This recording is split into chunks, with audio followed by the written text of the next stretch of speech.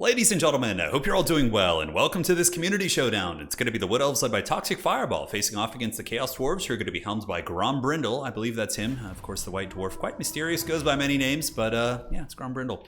Over here for the forces of the Wood Elves in the Halls of Karak Doom. Very, very cool map on the old Total Tavern map pack. The Wood Elves going to be coming in with Dryka. So Dryka is a pretty solid choice. A good fighter, of course, does lack a little bit of armor piercing. But honestly, she's good at just getting in the front line and grinding and being a pretty disruptive presence. She has a summon, so she could drop the Rouse to Wrath Dryads in the backfield, shut down any sort of shooting temporarily.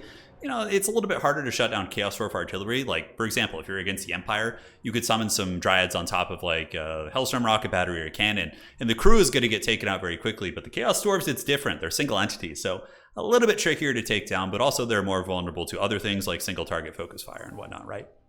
Melkoth's a great spell. Super cost effective, 5 wounds of magic, does a fair amount of damage. You drop this on good quality infantry or anything you really want to focus that has multiple models, and it gets the job done. Now, something else about Dryka is she does a really cool buff, Fanatical Resolve. So essentially, the more damage that she takes, the more she buffs nearby units, which I've actually seen come into play in the late game. Like, she'll be really damaged, then she'll just hide amongst some treekin, buff them up, and they actually become pretty hard hitting. So, Firebark Elders here, we have a Waystalker with the Arrows of Kurnus, probably going to be trying to either snipe characters or artillery, and War Dancers into the Sunset. So War Dancers are just solid. After the most recent patch and getting that cost reduction, I think that was one of the big catalysts for basically the Wood Elves being more viable, is that these ladies get in there, they can grind in combat, they have the Woven Mist, which is really cool, so they lose melee defense, but it gives them missile resist. So when you're approaching your opponent, if you have the micro for it, you pop this, you get in, you don't take a lot of damage from missiles, and then you switch it off when you're in combat, depending on the circumstances. And that's pretty much it. Winterheart Guard, some more War Dancers here. Farside's going to be War Dancers and Spears, so a very rush-heavy Wood Elf build. Now for the old Chaos Dwarfs, Grombrindle going to be coming in with the Sorcerer Prophet of Death, so he's got Spirit Leech, Buna, all the good stuff, and Spirit Leech good at going after characters like Dryka or Branch Wraiths, whatever. Okay, it's double Melkoths, yeah, so the double Melkoths combo is usually pretty good for sniping things. Blazing Beards of Asherik, they will certainly do Hashit proud. Okay, I wasn't sure what that was trying to shoot. Oh, look at that, the MLG 360 up in the sky no scope, and it did do some decent damage against that Magma Cannon. That was the Arrow of Kurnus.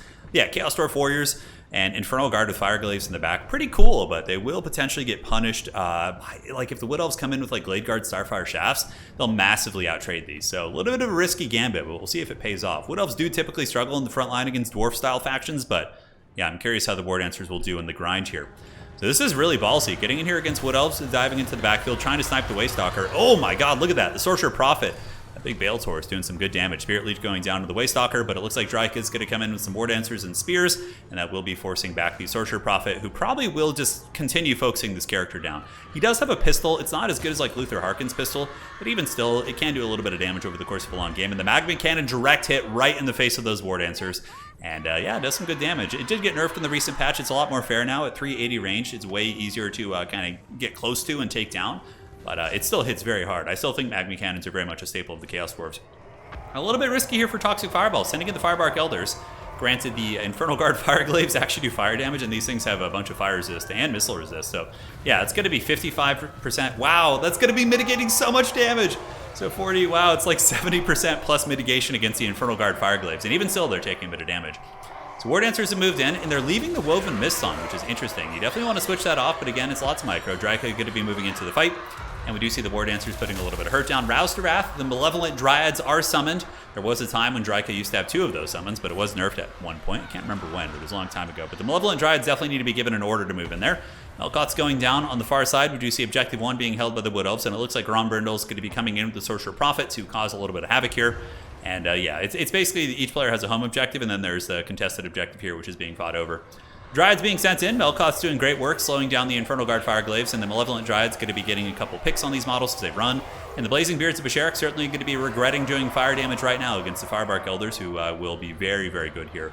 But yeah, leaving them in the Woven Mists is definitely a mistake in sustained combat because they're just losing 24 melee defense for pretty much no gain. So slight misplay there. You can see these War Dancers did switch it off, so he did manage to get it on most of them, but did just miss this unit on the far side.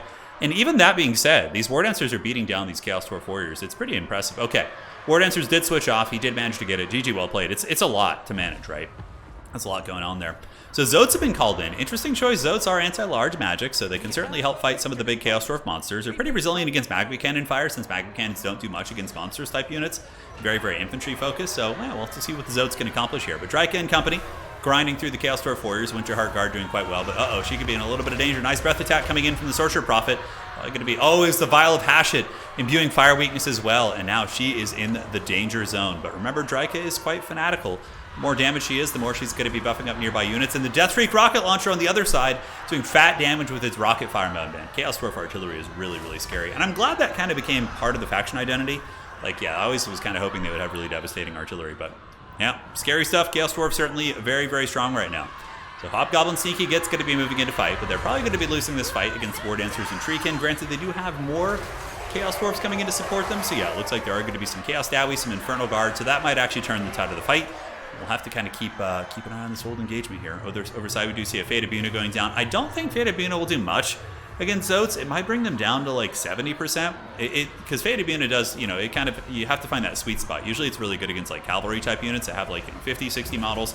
Now Zote's going to be battling Hobo Goblins, and somebody's going to get taken to the club. Candy Shop, whatever other, boomer millennial reference you want, you got it.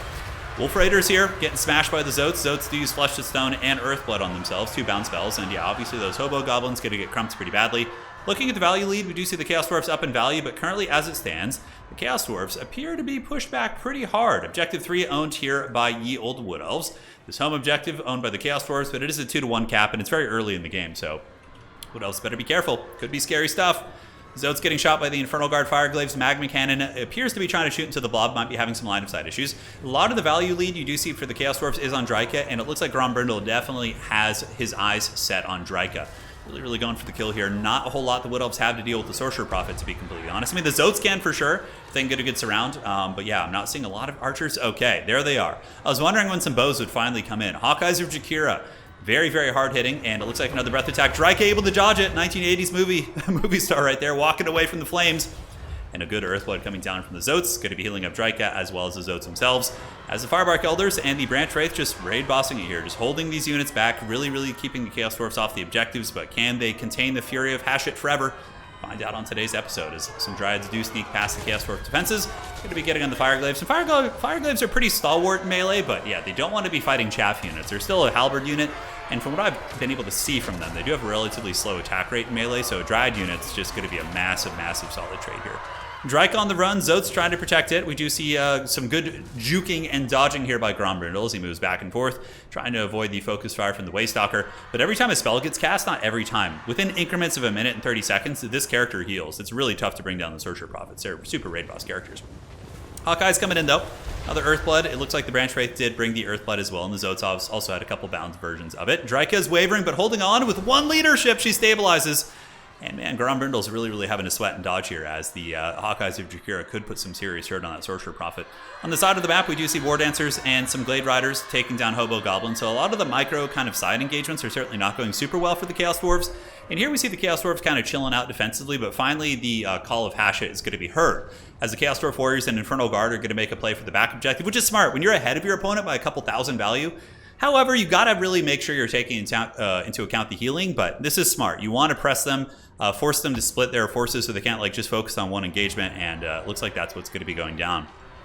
But who would have thought the Firebark Elders just being this like screen, literally sitting in front of the Chaos Dwarfs and just like absorbing everything that charges. And it looks like in the back we got some Hobgoblin Archers. Not a bad tech. They do fire damage.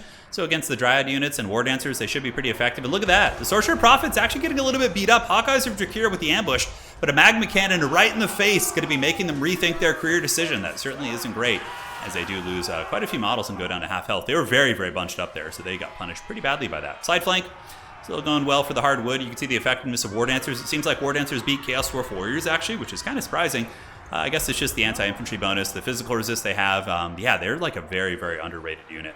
I don't think they're underrated. I think anyone who mains Wood Elves and plays them a lot knows that they're like a core unit in your roster, and you can't really leave home without them.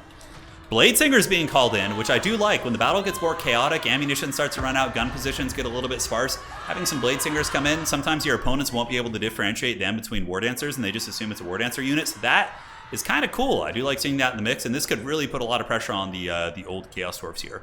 Branch Wraith moving up, Zote's chilling in the back, and it looks like the big Chungus is going to be heading over to the side and getting a terror route on these War Dancers. Would not be bad at all. Although I believe they are immune to psychology, yeah, so that they're not going to run unless they get actually broken, which they probably will here with the Hobgoblins and the Big Lord. It's going to be enough to kind of break them back. Now, for the Wood Elves defending their home objective, we have Blade Singers coming out. So it looks like he called them Blade Singers, which are super quick, almost 50 movement speed. And Blade Singers were pretty much born and bred to annihilate like elite armored infantry, right? So we see the Blade Singers with 88 models absolutely butchering the Infernal Guard. Look at that trade. That is so one-sided. And yes, there's a Death Streak rocket launcher down here, which is helping quite a bit. Definitely should set aside on the Blade Singers if it can. A couple Eternal Guards with shields trying to hold, but I think the Blade Singers just buckle off these Infernal Guard and then maybe should be able to come and get a rear charge here on these Chaos Dwarf Warriors. It's a really, really scrappy game. Chaos Dwarves have been pushed back, but they've had a little bit of a value lead, but the value lead seems to be closing now. As the other Blade Singers have made it into Grombrindle's backfield, we see the Hobgoblins getting pushed. Other Melkoths going down on the Fireglaves in the back, which is certainly not a bad target. Elite infantry might as well use the good old magic to wear them down. Hobgoblin archers want to set their sights on the Blade Singers, but it looks like Shadow's Coil is active, which gives them more melee defense. Most people opt to just leave that on all the time because their bonus versus infantry usually is enough, and having 67 melee defense is pretty ludicrous for a unit like this. Those Zotes coming back, round 2, man. They're certainly not going quietly. Waystalker's back in business, but out of ammo, probably could be unsummoned right now. Granted, it is still a decent fighter unit. And the Blade Singers did exactly what we predicted. They won the fight on the side, they get the rear round on the Chaos Dwarves, and they're just going to be butchering through these Chaos Dwarf infantry. It's really cool to see those like high risk, high reward units actually pay off and be executed well, right? I like that he didn't start with them in the starting army, but brought them out later when things were a little bit more hectic. But now it looks like Grombrindle, he has zoned in on ye old Blade Singer. So he sees them. The Death Streak rocket launcher is going to be shooting the appropriate target, which could put this objective at risk a little bit. But there's not too many Chaos Dwarfs left, although I guess 85 Infernal Guard is pretty good staying power. And with the Hobo Goblins getting in there, getting a little bit of a surround, it could be enough to break it. Nice shot right there. Man, those Death Streak rocket launchers are so good. It almost makes me think, maybe just go double Death Streak instead of Magma Cannons these days. I don't know. Magmas do better against infantry for sure, but like the utility of the Death Streaks is just so money. It's so money. Nice gooning attempt by Grombrindle, and it looks like the Chaos Dwarfs could be getting back in this game a little bit. They've been stuffed back. They were kind of losing momentum, but suddenly we see a couple plays that look a little bit dicey. We do see the Sorcerer Prophet getting in, probably going to Mulch's Branch Wraith, most likely finish off these Blade Singers as well with the assistance of the Hobo Goblins. Hobo Goblins going to be putting some nice fire damage into the Blade Singers here, and yeah, the Sorcerer Prophet still looking pretty healthy, approaching his healing cap, which is pretty insane. But Dryka's back in business. Looks like the Wood Elves brought their lord back to mitigate the penalty to their leadership. They do own the contested objective on the backside. We do see this one being fought over very heavily. Some cheap cavalry being called out, Glade Riders with spears, trying to support the War Dancers. Yeah, it looks like the Blade Singers might still be there with 28 models. This is a really, really close scrap, but this point could flip to the Chaos Dwarves with that artillery support. A little bit of a swing and a miss there with that Death Streak rocket launcher, and the big Chaos Lord, the Sorcerer Prophet of Death, going to be heading over to try and wrestle that point, which I certainly think is a good idea. His fire damage could be quite useful against the Dryads that are on their way in. Dryads might be able to clean up the remnants of these Infernal Guard. Hard to say. Infernal Guard are kind of like Marauder Champions, pretty resilient. But yeah, it looks like the Hardwood is definitely losing out in the backfield, which is going to be scary. I would wager he's going to call out maybe like Hawkeyes of Drakira or something like that. We'll have to see. The Chaos Dwarves have escaped their pin, guys, and they are out of the cage. Despite all the rage, the rats have escaped the cage. And Dryka's on her way over to try and make a difference on this point, but I think the Sorcerer Prophet might actually still be able to bully Dryka. I mean, it's a huge combat character with fire damage too, so it's pretty much born and bred to take down like a tree character like this. Dryka making a run for it. Maybe she'll surprise us. We'll have to see. The Bale Taurus does descend from the skies and is going to be dueling the mighty Dryad, and by dueling I mean just kind of trampling her and knocking her over. You know, man, Bale Tauruses are so cool. Like all those big monsters that the Chaos Dwarves have are just so rad. A little bit of Haggard Total War bumping bumper carts right there, as we do see some more War Dancers being called in to try and wrestle this objective back. Currently, Toxic Fireball does have a pretty big points lead. Would he win on one objective? I think he would be actually like razor close to the point where, man, I'd have to do some mental math, but it's like really, really close to being a one-cap situation. War Dancers and Blade Singers moving up. Chaos Dwarfs do get some Hobo Goblins coming out of Vanguard, so using their Vanguard point right here. Very, very smart, getting that quick anti-infantry here. And though the Sneaky Gits will lose to War Dancers, there's still a nice anti-infantry unit that will do considerable damage against any number of different infantry pieces. Wood Elves don't really have any armored infantry outside of the Treekin, which aren't infantry. They're kind of monstrous infantry. But the War Dancers do get up. They're grinded in there. The Death Streak rocket launcher is about to run out of ammo, so that could be the second momentum shift in this game, is that the ammunition running out on the Chaos Dwarf artillery, which has been a huge catalyst for their momentum, right? When those things run out of artillery, we could see the Wood Elves start to get the momentum back with their better sustained grind in their War Dancer type units they have, right? So Dryka getting in there. She's got her branch claws. Looks like she pulled a Groot from in Guardians of the Galaxy. Her acorn regrew, and she's back from her previous state, as the Chaos Dwarfs look to be buckling here a little bit. Yeah, Hobgoblin's not the best leadership. These ones going to be shattering up, and it looks like the hardwood's going to be pulling this objective back. Over here, we do see the Chaos Dwarfs with a resurgent push, though. Chaos Dwarf Warriors, Hobgoblin Sneaky Gets, which have full capture weight, as well as a really, really nice Archer Fire. So the Hobgoblins here, what kind of value? Man, almost 1,000 value. But that's what they get for, you know, taking down Bladesingers and things like that. Wood Elves going to be responding, trying to get this one back, and the Wood Elves do have some time to work with. It's not like they're in like an urgent situation. They are the ones with the point leads. The Chaos Dwarfs are the one pursuing them, so they have a little bit of time to kind of, you know, work some shenanigans here, as we see Dryka and the Sorcerer Prophet having a bit of a mortal combat. And at the end of the day, the back objective is going to flip back to the Wood Elves most likely when the Dryads get through these Infernal Guard, if they can. Yeah, they should be able to, but I don't know if the Sorcerer Prophet actually takes out Dryka again. Dryka's been having a really, really bad time, and those Death Freaks certainly are not helping her case down there. So Chaos Dwarfs get this one. Dryads making their way up, but Dryads going to trade pretty poorly into the Chaos Dwarf Warriors, especially with the Overwatch coming in from the Hobo Goblins, putting some nice fire damage into them. And are there going to be more Dryads coming out? Looks like that's the only one for now, so it's going to be a tough fight.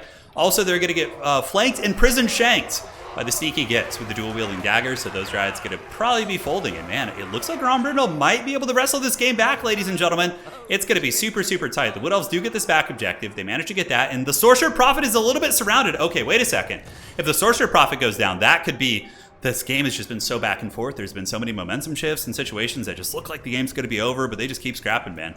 Sorcerer Prophet sitting at 2677. His HP is being whittled down slowly and surely, and it's not like he has any way of getting rid of all this mass. And Dryka comes in with the Branch Wraith Steel Chair. Look at that. Absolutely pimp clawing that thing. And now we see him at 1200 HP. Dryka does hit pretty damn hard.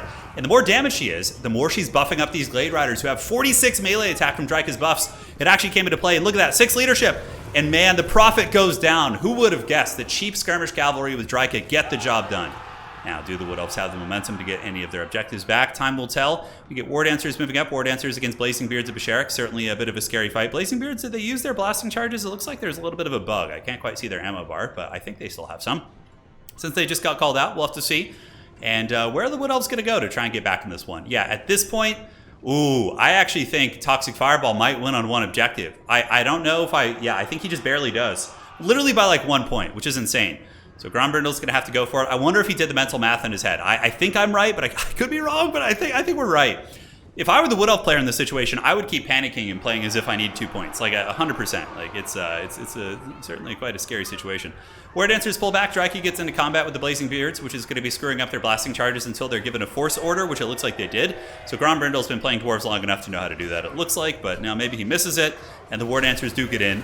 And the Blazing Beards are not going to have a good time, because now these War Dancers have 57 melee attack. They have like chosen stats, because Dryka's Fanatical Resolve is giving 15 melee attack and base weapon damage. And that's going to be allowing the Glade Riders to trade very effectively as well. Chaos Dwarfs do have a fair amount of stuff here, but it's all very slow. It's going to take some time to move across and over, as the old War Dancers just keep accruing excellent value. War Dancers cost 750, Blazing Beards cost, I think 900, 950, something like that. So that's a very, very good trade. But the Hobo Goblins could come around the back, maybe get a little bit of a flank. Nope, doesn't look like it. Dryads coming out. It looks like there were some tattered Dryads, and now there is going to be a little bit of backcapping pressure as the Glade Rider is going to be sent in. Probably a bit of a mistake sending them into the Infernal Guard. Shotgun blast to the face. Onto the Glade Rider is going to get jumped pretty hard. And did the Chaos Dwarfs call in another artillery piece? No, Goblin Laborers as well as Death Freak Rocket Launcher. So we do see the Glade Riders' spears getting mulched, and that's not to be unexpected. So that was a little bit of a mistake. I think using them to intercept the Goblin Laborers would have been a bit of a stronger play, or just tying down the Death Freak Rocket Launcher, which has already accrued 2,200 value. Absolutely insane. Their artillery pieces are just so good. But I guess it is, keeping the guns from shooting on the approach, so there is some applications here. If the Wood Elves capture an objective for even a second, that's pretty much going to be game over. And they're probably just going to keep calling in infantry reinforcements to make sure that nothing sneaky goes onto the backfield. And that Death Freak Rocket is actually going to be doing some friendly fire damage. But now, Wood Elves moving in. They're going to have those sweet, sweet chosen level stats with Dryka supporting.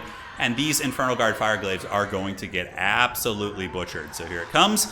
Infernal Guard Fireglaves getting melted down. War Dancer is going to be swarming in. Ladies and gentlemen, the battle for the fate of Karagdum is underway, and I don't know if I'd really see a situation where the Wood Elves would go super out of their way to avenge a Dwarf grudge. This would definitely be a Dwarf grudge with the Chaos Dwarves hanging out in their lost hold, but yeah, I don't know. It's weird. Warhammer, things happen. It is what it is. Fireglaves getting cut to pieces, but not before they accrued some decent value earlier, it looks like. Man, oh man, 2,500 value. I guess they just got about 500 from those Cav, and they must have put some hurt on Treekin and also gotten some really good shooting earlier, but... Another friendly fire shot maybe, but oh my god, look at the damage, dear god, that was so much. Jesus, that was insane. Oh my god. That Death Streak rocket launcher just absolutely just insane. That's just not right. That's so much damage. My poor Empire Mortar is just crying in the corner. War Dancers moving in, going after the Goblin Laborers as we do see Draca move in and go after them, and they should be able to butcher them off the point pretty quickly. Firebark Elders are back in business. It looks like Chaos Dwarfs going for a sneaky on the backside. Oh man, Wood Elves do not want to lose to something like this. That would feel so incredibly bad. And yeah, they would definitely win on the 1 point right now. The Wood Elves just need to hold their back point. Oh my god, hopefully at this point you would know, because if it's a differential of 50, he just needs to hold on to this back point. So Blazing Beard's getting tied down, and we do see the Glade Riders moving in. Do the Wood Elves have anything fast that they can get here? This top point might be captured as well. We see Draca and the War Dancers, the remnants of them, able to kind of salvage that point perhaps. The Cavalry have moved on, and the Wood Elves just barely stabilize that. Oh my god, what a stressful game. Another Glade Rider coming in. I think that should seal the deal, as the Firebark Elders will be force pathing onto this, and the Hobgoblins are going to break, pretty much mitigating all their capture weight. And Draca, oh man, getting nuked again by that Death Reaker. But yeah, it looks like they're going to get that objective as well. So the Wood Elves would have won regardless by capping that one. But man, what a close game. GG, well played by both players. Honorable stuff from Grombrindle, not abusing the trains, which are heavily bugged. Are just their stats. I don't know if it's a bug, what it is with them, but like the fact that an Iron Demon or a Skullcracker will defeat a Chaos Giant is like the dumbest shit on the planet. So shout out to Grombrindle for playing honorable Chaos Dwarfs. Yeah, great game. Good stuff by both players. War Dancers showing their mettle, why they're so good. They trade well into pretty much any infantry unit from what I can see.